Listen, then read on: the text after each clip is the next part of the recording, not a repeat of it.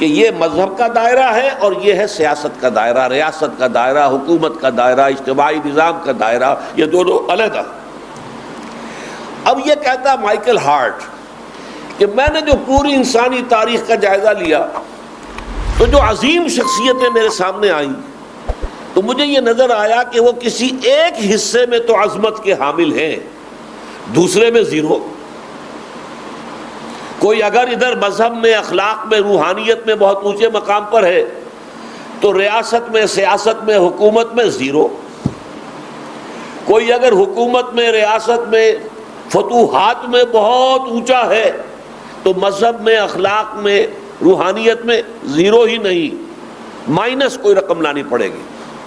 جیسے حضرت مسیح علیہ السلام مذہب اور اخلاق کے اعتبار سے بہت بلندی پر، ریاست، سیاست، حکومت زیرو۔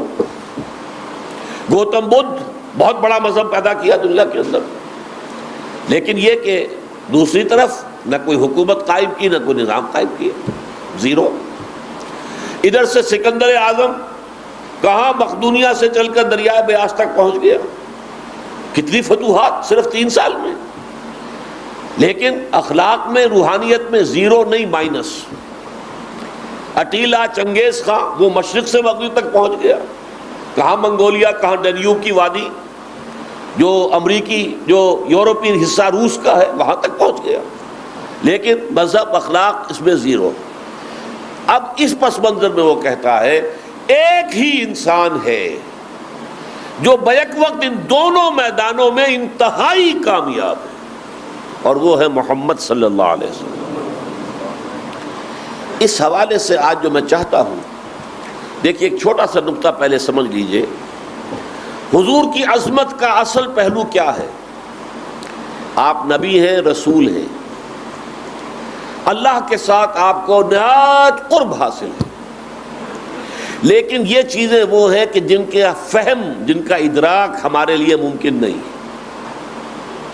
مثلا میں نے ابھی کل بھی تقریر کی مسجد دارالسلام میں، مثالیں دی۔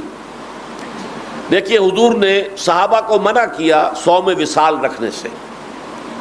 صوم وصال یہ ہوتا ہے کہ آپ نے آج روزہ رکھا تھا، صبح شام کو افطار نہیں کیا، وہی روزہ رات بھر جاری ہے، پھر اگلے دن بھی پورا روزہ چلا، اگلی شام کو آپ نے افطار کیا تو یہ 2 دن کا صوم وصال ہو گیا۔ 3 دن کا صوم وصال بھی حضور رکھتے تھے، لیکن صحابہ کو آپ نے سختی سے روک دیا۔ کسی صحابی نے پوچھا حضور آپ خود رکھتے ہیں اور ہمیں روکتے ہیں؟ اب جواب سنیے، ایوکم مثلی، تم میں سے کون ہے مجھ جیسا؟ ابھی تو عند ربی، میں تو اپنے رب کے پاس رات گزارتا ہوں، وہ یطعمنی و یسقینی، وہ مجھے کھلاتا بھی ہے، پلاتا بھی ہے۔ اب بتائیے یہ رب کے ساتھ حضور کیسے رات گزارتے تھے؟ اللہ کیا کھلاتا تھا، کیا پلاتا تھا؟ ہمارے تصور سے، تخیل سے، وراء الورا ثم وراء الورا ثم وراء الورا، ہم سمجھ نہیں سکتے۔ اسی طرح حضور فرماتے ہیں بڑا پیارا انداز، لی مع اللہ وقت، میرا اللہ کے ساتھ ایک خاص وقت بھی ہوتا ہے۔ ہم کیا سمجھیں گے وہ خاص وقت کیا ہوتا تھا؟ ہمارے فہم سے، ہمارے تخیل سے، وراء الورا ثم وراء الورا ثم وراء الورا۔ البتہ دنیاوی اعتبار سے ہم حضور کی عظمت کو سمجھ سکتے ہیں۔ حضور نے جو عظیم کارنامہ سر انجام دیا، میں نے اب آپ کو 2 غیر مسلموں کی شہادت پیش کی ہے، اور بھی پیش کر سکتا ہوں لیکن وقت کی کمی میں چاہتا ہوں کہ زیادہ دیر نہ لگے، اور گواہیاں بھی ہیں۔ الفضل ما شہدت بہ الاعداء، عربی زبان کا مقولہ اصل فضیلت وہ ہے جس کی گواہی دشمن دے۔ تو غیر مسلموں نے جو کہا ہے، ظاہر بات ہے کہ جو حضور کے غلام ہیں، جو حضور کے امتی ہیں، ان کے لیے تو جتنی بھی مدح کرے کم ہے، جتنی بھی ستائش کرے، جتنی بھی عظمت بیان کرے کم ہے۔ اصل میں تو یہ ہے کہ غیر مسلم کیا کہہ رہے ہیں، اس کے حوالے سے میں نے 2 گواہیاں پیش کی ہیں کہ تاریخ انسانی کا عظیم ترین انقلاب برپا کیا محمد عربی صلی اللہ علیہ وسلم نے۔ اب ذرا یہ سمجھیے کہ انقلاب کہتے کسے؟ دیکھیے میں نے جو ابھی بات واضح کر دی تھی اسے بڑی آسانی سے سمجھ میں آ جائے گا. مذہبی میدان میں کسی تبدیلی کو انقلاب نہیں کہتے. عقائد بدل جائیں، عبادات کا نظام بدل جائے، ٹھیک ہے بدل جائے، اسے انقلاب نہیں کہتے. لیکن اگر وہ سیکولر میدان جس کو کہتے ہیں، سیاسی نظام میں تبدیلی ہو جائے تو وہ انقلاب ہے، معاشی نظام میں تبدیلی ہو جائے تو وہ انقلاب ہے، معاشرتی نظام میں کوئی بنیادی تبدیلی ہو جائے تو وہ انقلاب ہے. مثال کے طور پر فرانس کا ریولوشن آج سے کوئی 250 برس قبل آیا. نتیجہ کیا نکلا؟ بادشاہت ختم، جمہوریت کے دور کا آغاز ہو گیا. یہ انقلاب تھا، اس میں کوئی شک نہیں. انقلاب فرانس کا تذکرہ آپ سنتے ہیں. اسی طرح 20ویں صدی کے شروع میں جو انقلاب روس میں برپا ہوا، بولشوک ریولوشن، کمیونسٹ ریولوشن، وہ بھی ریولوشن تھا، وہ انقلاب تھا. معاشی نظام بدل گیا کہ مینز آف پروڈکشن جو ہیں وہ انفرادی ملکیت میں نہیں ہوں گے. کوئی کھیت ہے وہ بھی قومی ملکیت، کوئی فیکٹری ہے، کارخانہ ہے، قومی ملکیت، دکان ہے، قومی ملکیت. زیادہ سے زیادہ اپنی انفرادی ملکیت میں کوئی ذاتی مکان ہو سکتا ہے، وہ بھی شروع میں تو بالکل نفی کی گئی تھی، بعد میں تھوڑی سی ترمیم کی گئی. تو یہ نظام جو ہے کمیونزم کا نظام، اس سے ہم واقف ہیں. یہ جب برپا ہوا تو یہ بھی انقلاب تھا. لیکن اب اس کے مقابلے میں آپ کو بتاتا ہوں، سن 300 عیسوی میں حضرت مسیح علیہ السلام کے 300 برس بعد تقریباً سلطنت روما جو ایک بہت بڑی عظیم سلطنت تھی، 3 بر اعظموں کے اوپر پھیلی ہوئی، پورا مشرقی یورپ اس کے تحت زیر نگی، پورا شمالی افریقہ اس کے زیر نگی، پورا مغربی ایشیا اس کے زیر نگی. اور اس کا ایمپرر تھا قسطنطین، جس سے یہ قسطنطنیہ بنا ہوا ہے.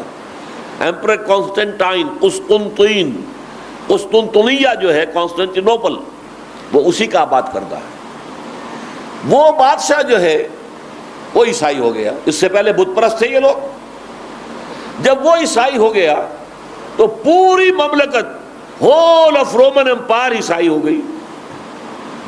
اتنی بڑی تبدیلی ہوئی، لیکن اسے انقلاب کی فہرست میں کبھی نہیں ذکر ہوا، کیونکہ عقائد صرف بدلے. حضرت مسیح کو مان لیا، چلیے خدا کا بیٹا مانا، تثلیث مان لی جو مانا، باقی نظام وہی بادشاہی نظام رہا. وہی قسطنطین جو ہے پہلے بھی امپرر تھا، بعد میں بھی امپرر ہے. وہی فیوڈل لارڈز جو پہلے تھے، بیرنز تھے، وہی اس کے بعد بھی رہے. سارا کا سارا ڈھانچہ جو ہے وہ وہی رہا، صرف مذہبی عقیدہ بدل گیا. اسے کوئی انقلاب نہیں کہتا. اس پس منظر میں دیکھیے حضور کا کارنامہ یہ ہے، اس اعتبار سے عظیم ترین انقلاب جو کہا ہے 100% درست کہا ہے. حضور نے جو انقلاب برپا کیا اس میں 6 کی 6 چیزیں بدل گئیں. عقائد بدل گئے، کہاں شرک اور بت پرستی، کہاں توحید خالص. انفرادی سیرتیں بدل گئیں، تقوی، للہیت، اللہ سے محبت. دن رات کے نقشے بدل گئے. راتیں کیسے گزرا کرتی تھی، اب کیسے گزر رہی ہیں. اب اللہ کے رب کے حضور کھڑے ہو کر گزر رہی ہیں. یا ایھا المزمل قم اللیل الا قلیلا نصفہ او انقص منہ قلیلا او زد علیہ ورتل القرآن ترتیلا. پھر یہ کہ اخلاق بدل گئے. اس سے آگے چلیے، عبادات کا سارا نظام بدل گیا. کہاں تھی نماز، کہاں تھا روزہ. عرب تو سرے سے روزے سے واقف ہی نہیں تھے، سرے سے واقف نہیں تھے.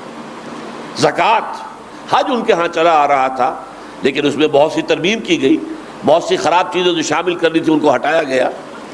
پھر اس سے آگے چلیے، پورا معاشرتی ڈھانچہ بدل گیا. نکاح و طلاق کے قوانین بدل گئے، وراثت کے قانون بدل گئے، شہادت کے قانون بدل گئے، سول لاز بدل گئے، اور معاشی نظام بدل گیا. سود حرام، جوا حرام. پھر سیاسی نظام بدل گیا. اللہ کی حاکمیت اور کتاب و سنت کی ٹوٹل بالادستی، یہ ایک نظام قائم ہوا. اور ایک ایسا سیاسی نظام بنا جو آج بھی دنیا مانتی ہے. میں اگر تیسری گواہی پیش کرتا تو وہ ایچ جی ویلز کی تھی. اب چونکہ معاملہ وہ آ گیا اس لیے میں ذکر کر رہا ہوں. ایچ جی ویلز جو ہے یہ بہت بڑا ادیب، انگریز، اور زیادہ اس کی شہرت ہے سائنٹیفک فکشن لکھنے کی وجہ سے. سائنسی افسانے اور سائنسی ناول اس نے لکھے اپنے چشم تصور سے دیکھ کر کہ آئندہ یہ کچھ ہونے والا ہے، یہ ایجادات ہوں گی، اور ان ایجادات کو جیسے کہ گویا کہ ہو چکی ہیں اس طریقے کے ناول لکھے. لیکن اس نے 2 کتابیں لکھی تاریخ عالم پر، پوری انسانی زندگی، پوری عالم کی، دنیا کی تاریخ. ایک small history, short history of the world, اور ایک concise history of the world. Concise history of the world میں آ کر جب حضور کا چیپٹر آتا ہے، اس میں آخر میں اگرچہ شروع میں اس نے رقیق حملے کیے ہیں حضور کی سیرت پر. حضور کا جو تعدد ازدواج ہے، آپ نے شادیاں کی، کئی کی، ازواج مطہرات متعدد تھیں. عیسائیوں کے حلق سے یہ کڑوی گولی اترتی نہیں ہے. ان کو تو آپ کو معلوم ہے کہ حضرت عیسیٰ علیہ السلام ان کا آئیڈیل ہے، انہوں نے شادی کی نہیں. حضرت یحییٰ علیہ السلام نمبر 2 ہیں، جان دی بیپٹسٹ، انہوں نے بھی شادی نہیں کی. تو وہ تو ایک شادی کا معاملہ بھی ان کے لیے جو ہے وہ حلق سے نیچے اترنا مشکل ہے، کجا یہ کہ 11 شادیاں حضور نے کی صلی اللہ علیہ وسلم. اس اعتبار سے اس نے حملے کیے ہیں. لیکن جب آیا آخر میں تو حضور کے خطبہ حجۃ الوداع کی کوٹیشن دی ہے کہ نہ کسی عرب کو کسی عجمی پر کوئی فضیلت ہے، نہ کسی عجمی کو کسی عرب پر کوئی فضیلت ہے، نہ کسی گورے کو کسی کالے پر فضیلت ہے، نہ کسی کالے کو کسی گورے پر فضیلت ہے، الا بالتقوی. فضیلت اگر ہے تو تقوی، پرہیزگاری، اخلاق کی بنیاد پر. یہ لکھ کر کہتا ہے اگرچہ تاریخ انسانی کے دوران انسانی حریت و اخوت و مساوات کے واعظ تو پہلے بھی بہت کہے گئے تھے. حضرت مسیح علیہ السلام کے ہاں بھی ہمیں بہت سے واعظ ملتے ہیں، واعظ کیے انہوں نے انسانی اخوت اور انسانی مساوات اور انسانی حریت، آزادی کے. لیکن یہ ماننا پڑتا ہے کہ تاریخ انسانی میں پہلی مرتبہ ان اصولوں پر ایک معاشرہ بالفعل قائم کیا محمد نے صلی اللہ علیہ وسلم. اس اعتبار سے وہ سیاسی نظام دیا کہ جس میں ایک عام آدمی جو ہے خلیفہ کو ٹوک سکے. عمر فاروق رضی اللہ تعالیٰ عنہ، اور وہ خطبہ دے رہے ہیں، اور ایک شخص کھڑا ہو کر پوچھتا ہے، کہتا ہے اعلان بغاوت، لا سمع ولا طاعہ، ہم نہ آپ کی بات سنیں گے نہ مانیں گے. حضرت عمر پوچھتے کیوں، کیا وجہ؟ کہا جو کرتا آپ نے پہنا ہوا ہے یہ مال غنیمت میں جو یمنی چادریں آئی تھیں اس کا بنا ہوا ہے. ہر مسلمان کو جتنا حصہ ملا تھا اس میں کرتا نہیں بنتا، اور آپ ہیں بھی ہم میں طویل القامت انسان، لمبے ہیں، کرتا کیسے بن گیا؟ گویا کہ شک کرنے کی گنجائش ہے کہ آپ نے عام مسلمانوں سے زیادہ حصہ لیا، آپ نے اپنے آپ کو ترجیح دی ہے. حضرت عمر نے کوئی غصہ نہیں منایا، یہ میرا ذاتی معاملہ، تم کون ہوتے ہو، پرسنل معاملہ نہیں. اتنی آزادی. حضرت عمر فرماتے اپنے بیٹے سے، عبداللہ ابن عمر سے رضی اللہ تعالی عنہما، کہ بیٹے تم وضاحت کر دو. حضرت عبداللہ ابن عمر نے وضاحت کی کہ نہ میرا کرتا بن رہا تھا نہ ابا جان کا، میں نے اپنا ٹکڑا ابا جان کو دے دیا ہے جس سے کہ یہ کرتا بن گیا. اب وہ کہتے ہیں جنہوں نے اعتراض کیا تھا، اعتراض کرنے والا آدمی بھی معمولی نہیں تھا، سلمان فارسی تھے رضی اللہ تعالی عنہ. اب کہتے ہیں الان نسمع و نطیع، جی اب فرمائیے، جو کہیں گے سنیں گے اور مانیں گے، اطاعت کریں گے. یہ نظام تھا جو محمد عربی نے قائم کیا صلی اللہ علیہ وسلم. ایسا بھی ہوا ہے حضرت عمر نے رضی اللہ تعالی عنہ ایک مرتبہ آرڈیننس جاری کر دیا کہ لوگ جو ہیں بہت بڑے بڑے مہر رکھنے لگے ہیں. یہ ٹینڈنسی اچھی نہیں ہے، اس حد سے زیادہ مہر نہیں رکھا جائے گا، یہ لمٹ ہے. سیلنگ جسے آج کل کہتے ہیں آپ، سیلنگ، اس سے زیادہ مہر نہیں ہوگا. بازار میں چلتے ہوئے ایک خاتون نے روک لیا، عمر تم کون ہوتے ہو ہمارے حق پر پابندی لگانے والے؟ ہمارے جس حق پر نہ اللہ نے کوئی پابندی لگائی نہ اس کے رسول نے، تم کون ہوتے ہو؟ قرآن مجید میں قنطار کا لفظ بھی آیا ہے کہ اگر کسی شخص نے اپنی بیوی کو مہر میں ڈھیروں مال دیا ہو تب بھی اگر وہ طلاق دے گا تو واپس کچھ نہیں لے سکتا. جب قنطار کا لفظ قرآن کہہ رہا ہے تم کون ہوتے ہو اس کے اوپر جو ہے پابندی لگانے والے؟ حضرت عمر نے فوراً کہا آج ایک خاتون نے عمر کو دین سکھایا اور اپنا آرڈیننس واپس. یہ جمہوریت جس کو کہ علامہ اقبال کہتے ہیں کہ اسلام کا جو نظام سیاست ہے وہ ریپبلکن مزاج کے بہت قریب ہے. اس سے زیادہ ریپبلکن مزاج نہیں ہو سکتا کہ انسان کے اندر یہ حریت ہو اور خلیفہ وقت جو ہے وہ اس کی بات جو ہے وہ بھی رد ہو جائے, اس کو قائل کر لیا جائے کتاب و سنت کی دلیل سے, تو وہ کہیں اڑتا نہیں ہے, ضد نہیں کرتا ہے, میرا قول ہے, میرا حکم ہے, میں خلیفہ ہوں. نہیں, دلیل سے بات آئی ہے تو مانی. تو یہ نظام جو قائم کیا محمد عربی صلی اللہ علیہ وسلم نے, تو یہ ہے ٹوٹل ریولوشن. عقائد بدل گئے, عبادات کا نظام بدل گیا, سوشل کسٹم بدل گئے, معاشرتی نظام بدل گیا, معاشی نظام بدل گیا, سیاسی نظام بدل گیا, قوانین جو ہے تعزیراتی, چور کا ہاتھ کٹے گا, زانی غیر شادی شدہ ہے تو 100 کوڑے لگیں گے, شادی شدہ رجم کیا جائے گا, یہ سارے قوانین دیے ہیں.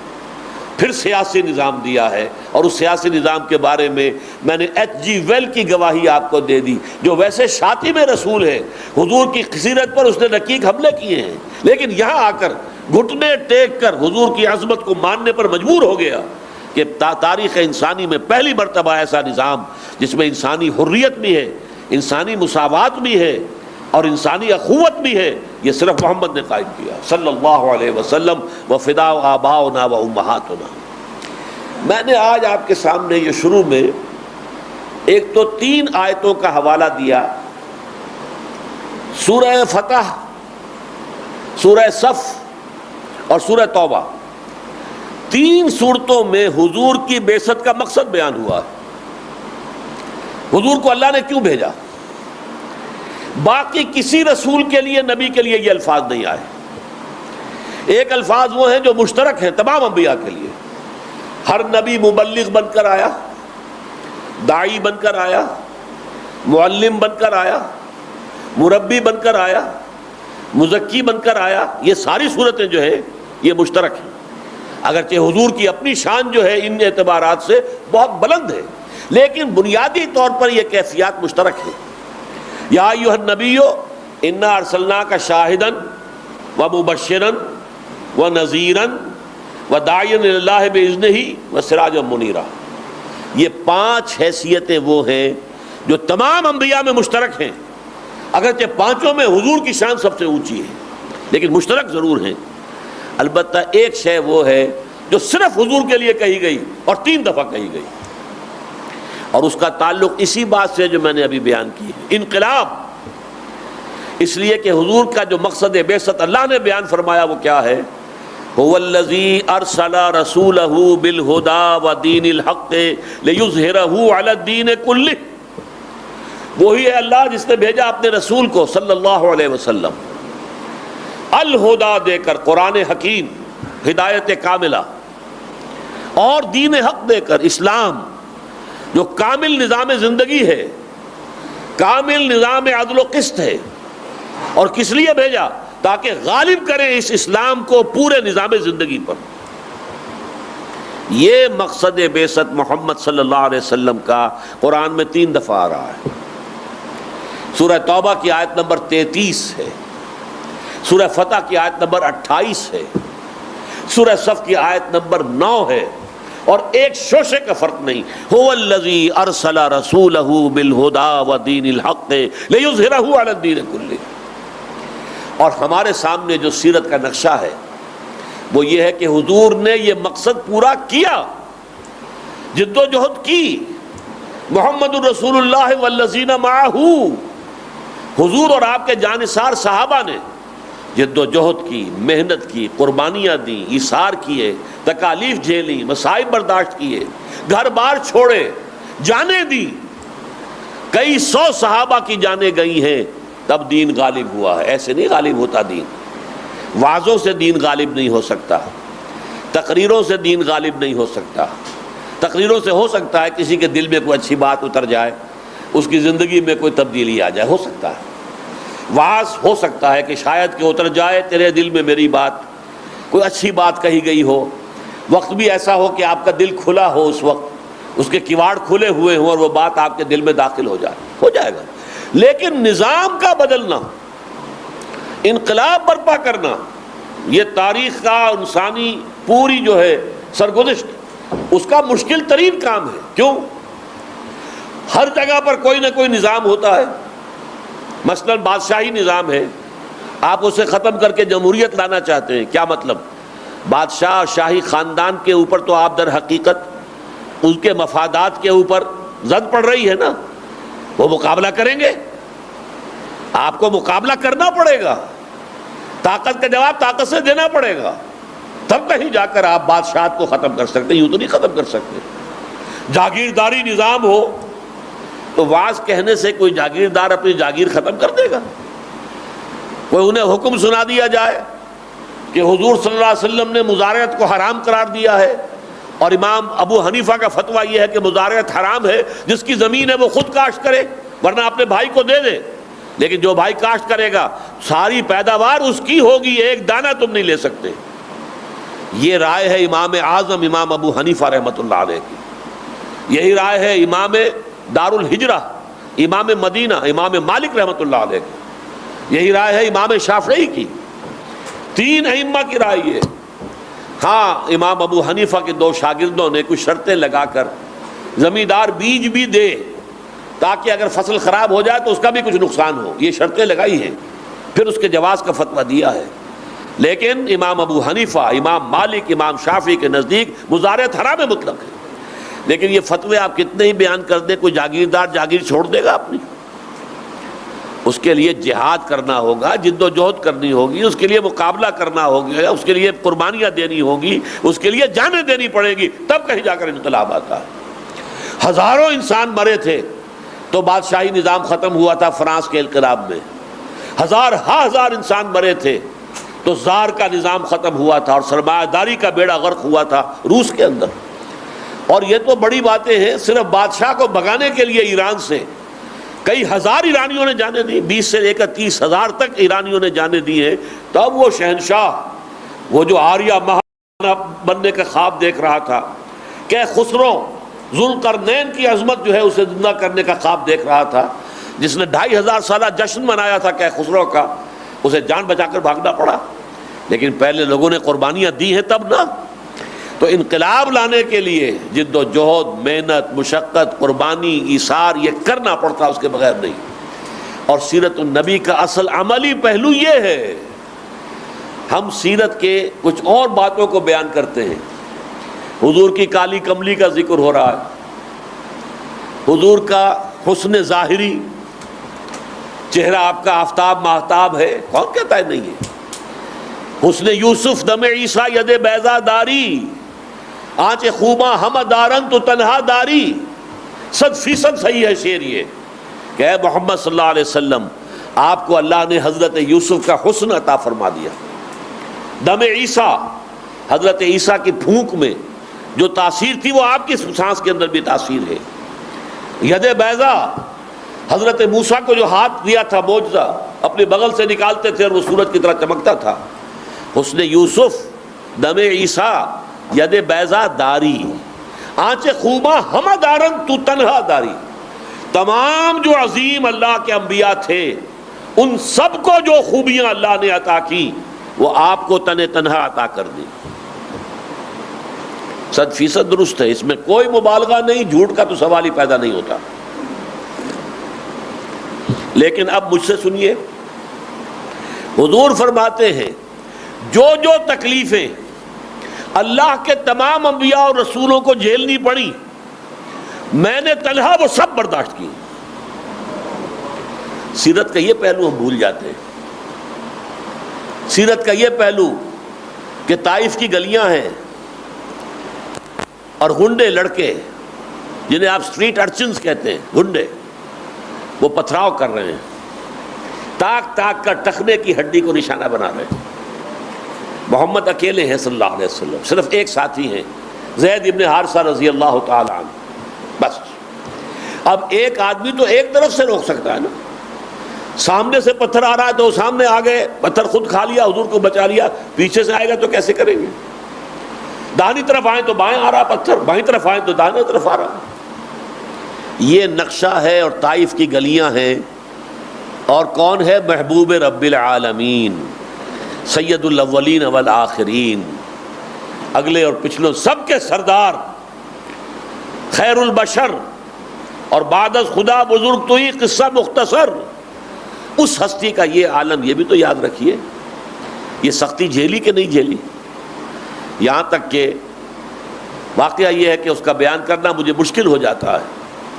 جب یہ کیفیت ہوئی ہے طائف میں، تو وہاں سے واپس آتے ہوئے حضور کی زبان مبارک پر فریاد آ گئی، اللہم الیک اشکو ضعف قوتی وقلت حیلتی وہوانی علی الناس، اے اللہ میں تیری جناب میں فریاد لے کر آیا ہوں اپنی قوت کی کمی کا، اپنے وسائل کی کمی کا، اور لوگوں کے سامنے جو یہ بے عزتی ہو رہی ہے، اہانت ہو رہی ہے، الی من تکلنی، اے اللہ مجھے کس کے حوالے کر دیا، الی بعید یتجہمنی، دشمن کے حوالے کر دیا کہ وہ میرے اوپر جو ہے غلبہ حاصل کر لے، او الی عدو ملکت امری، یا دشمن کے حوالے میرا جو معاملہ کر دیا ہے کہ جو چاہے میرے ساتھ کر گزرے۔ لیکن اس کے بعد مقام عبدیت کا تقاضا کچھ اور ہے، فوراً فرماتے ہیں اے اللہ اگر تو ناراض نہیں ہے تو مجھے کوئی پرواہ نہیں، یعنی اندیشہ ہے تو اس کا کہ کہیں تو ناراض تو نہیں ہو گیا ہے، یہ ساری چھوٹ جو تو نے دے رکھی ہے مجھ سے ناراض ہو کر تو نہیں، ان لم یکن علی غضبک فلا ابالی، اگر تو ناراض نہیں ہے تو مجھے کوئی پرواہ نہیں، سر تسلیم خم ہے جو مزاج یار میں آئے۔